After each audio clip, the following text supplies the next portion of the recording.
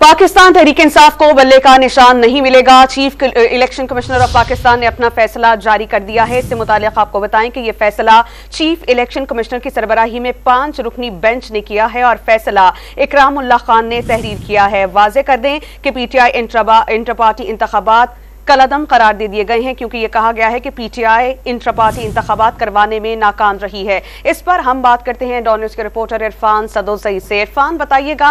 क्या इत्तलात हैं और हुक्मनामे में क्या कहा गया?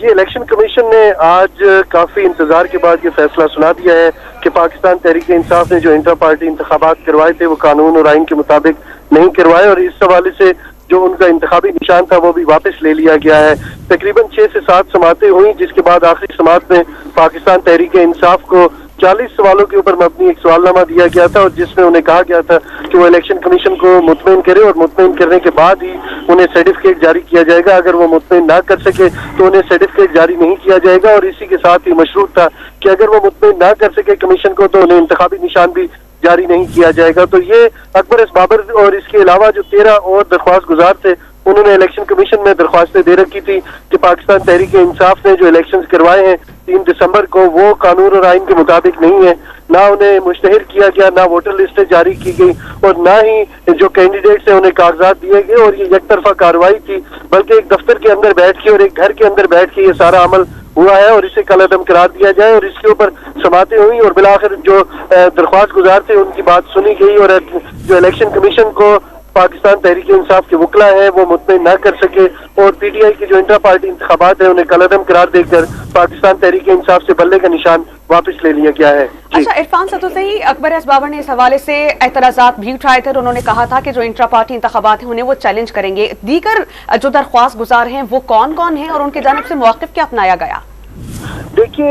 एक तो इस्लामाबाद से जो पाकिस्तान तहरीक इंसाफ के रुकन रहे हैं वो भी, इसके अलावा अकबर एस बाबर हैं, एक फीमेल जो कारकुन है पाकिस्तान तहरीक इंसाफ की वो थी और गैर मारूफ से कुछ 10 के करीब जो दरख्वास्त गुजार थे। ये तकरीबन कुल मिला के 14 दरख्वास्त गुजार थे जिन्होंने इलेक्शन कमीशन में पाकिस्तान तहरीक इंसाफ के जो इंटर पार्टी इंतखाबात थे उन्हें चैलेंज कर रखा था। अकबर एस बाबर इस सारे मामले को लीड कर रहे थे और इनकी आपस में अंडरस्टैंडिंग थी, लेकिन अकबर एस बाबर अपनी जगह पे ये मानने को तैयार नहीं थे कि इनका बाकी दरख्वास्त गुजारों से कोई ताल्लुक है। हर जो शख्स दरख्वास्त लेकर इलेक्शन कमीशन में आया वो इंफरादी तौर पे आया है। तो अकबर एस बाबर ने बुनियादी तौर पे इसमें 2 दरख्वास्तें दे रखी थी। एक ये उनकी प्ली थी कि पाकिस्तान तहरीक इंसाफ के जो इंटर पार्टी इंतखाबात हुए हैं वो कानून और आइन के मुताबिक नहीं हुए। जब तक इनका नतीजा नहीं आ जाता पाकिस्तान तहरीक इंसाफ का जो बल्ले का निशान है इसे विदहेल्ड किया जाए और उन्हें ना दिया जाए, क्योंकि अकबर एस बाबर ने शवाहिद भी इलेक्शन कमीशन के जो सामने रखे उसमें उन्होंने कहा कि वो G8 में जो पाकिस्तान तहरीक इंसाफ का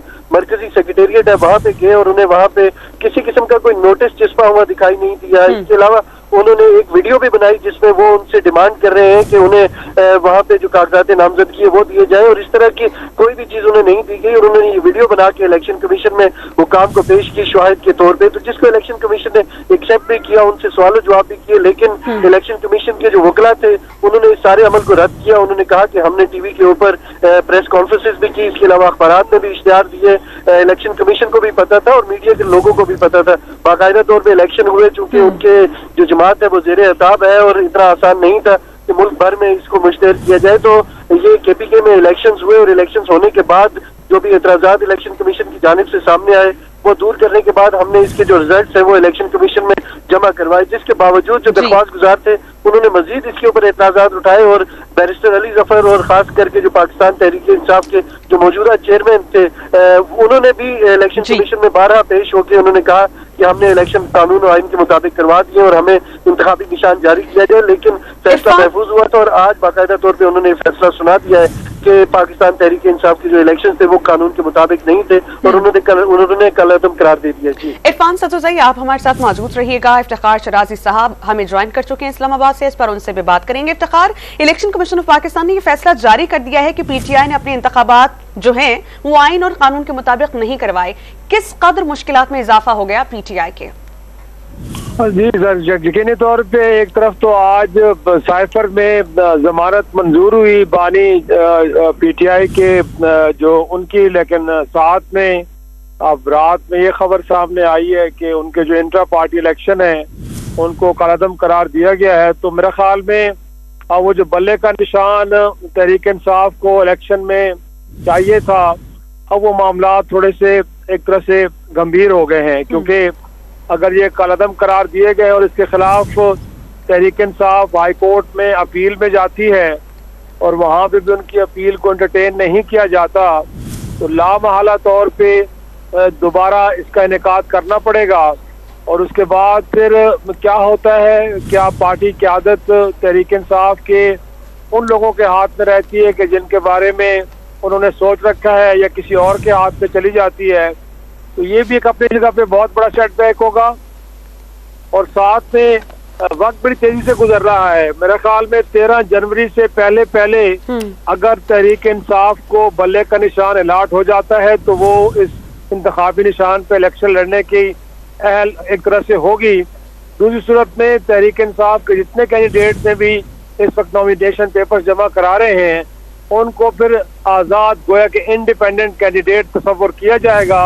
और वो आज़ाद हैसियत में आइंदा इंतखाबात लड़ेंगे। और उस सूरत में एक तो ये नुकसान होगा, दूसरा नुकसान ये होगा